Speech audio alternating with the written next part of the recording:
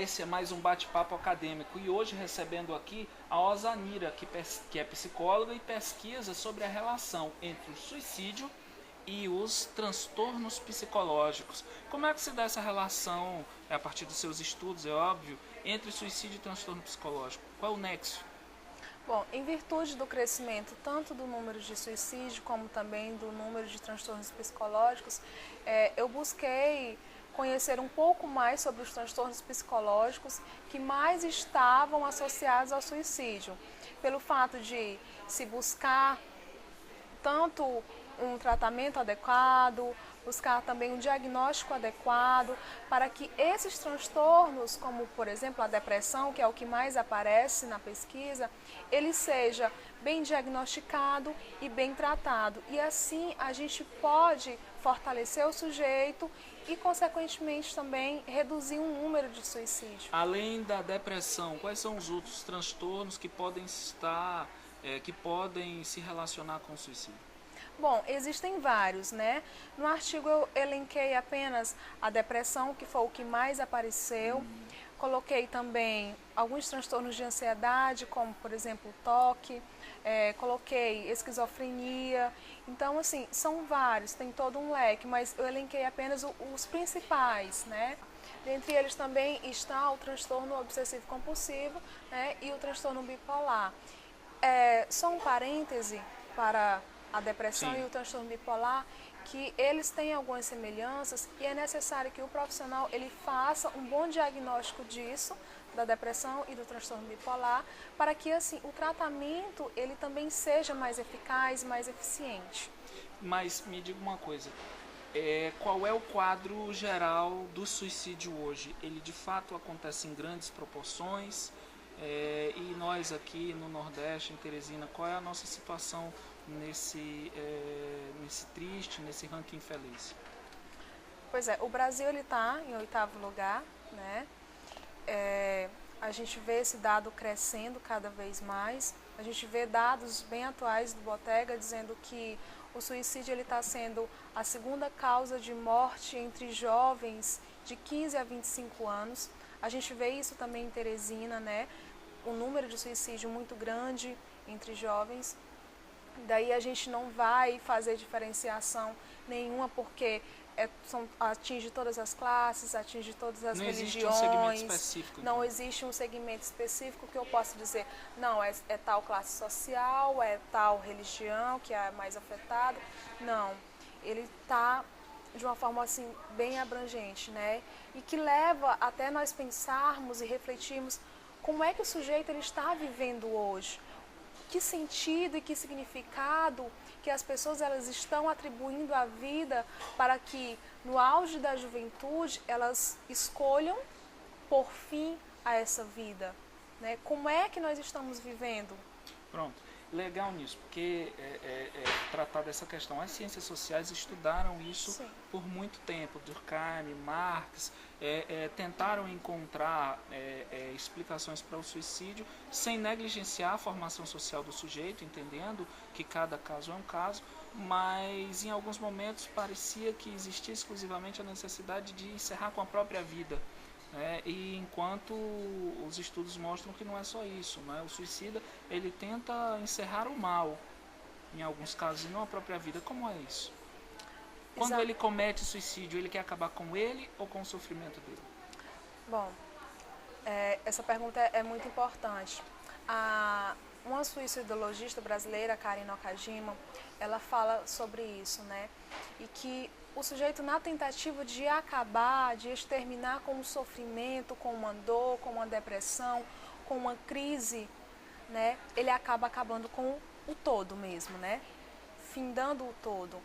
Mas ele não quer morrer de fato, ele não está querendo tirar a sua vida, porque existe, a gente sabe que existe um sentimento de ambivalência, né? Só que o sujeito ele às vezes fica muito rígido e não vê uma outra solução.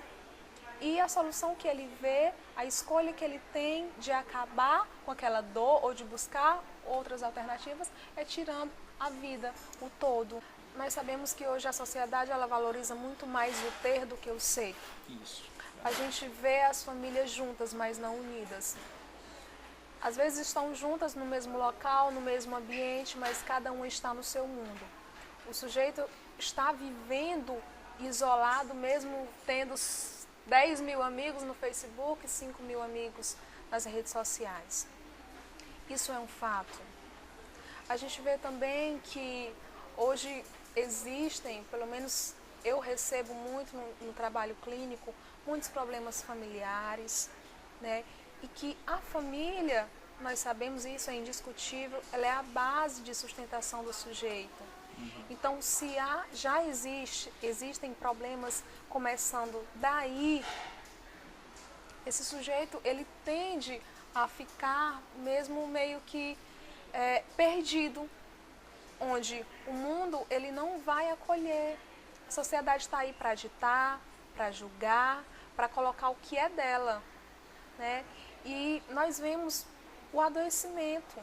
Se ele não consegue ter a beleza que a moda passa, então a gente vê as pessoas adoecendo não porque elas mesmas estão infelizes, mas porque a sociedade ela está ditando o que é felicidade.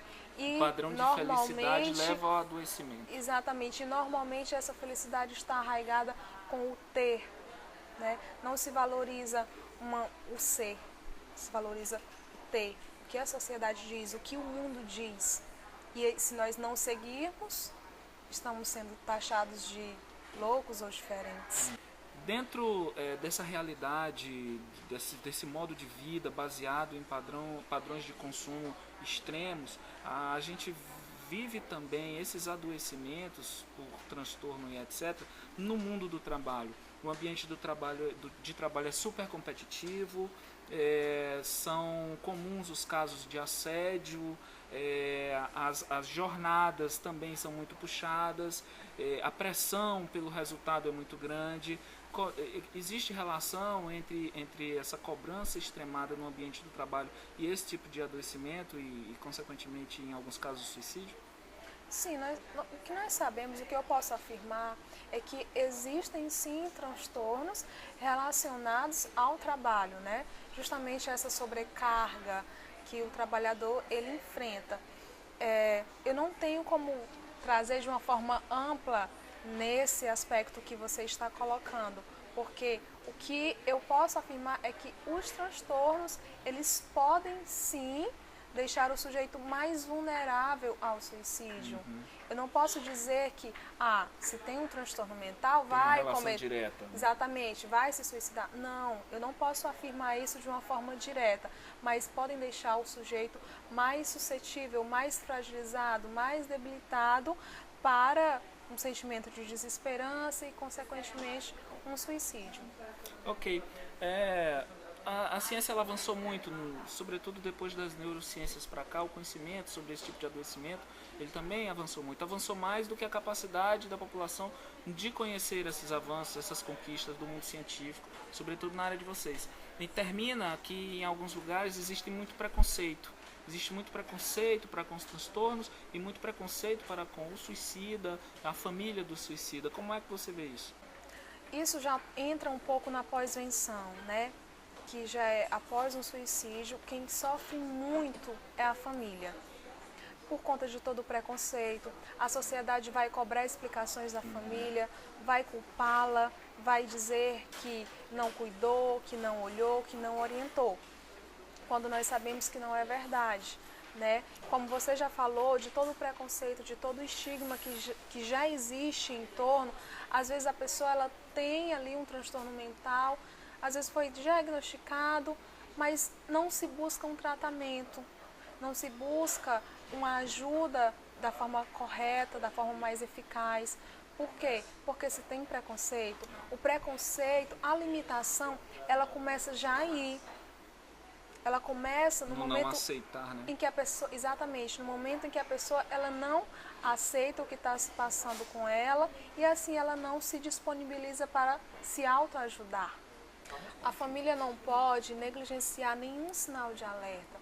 Às vezes o sujeito ele dá sinais tanto verbais como também comportamentais. Sinais verbais como eu preferi estar morto, as pessoas vão ser mais felizes sem mim, eu não aguento mais essa vida, eu estou pensando em besteiras.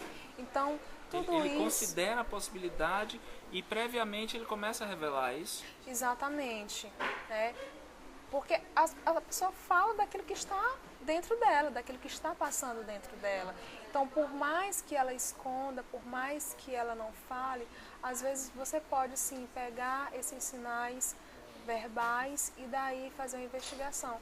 E também existem sinais comportamentais.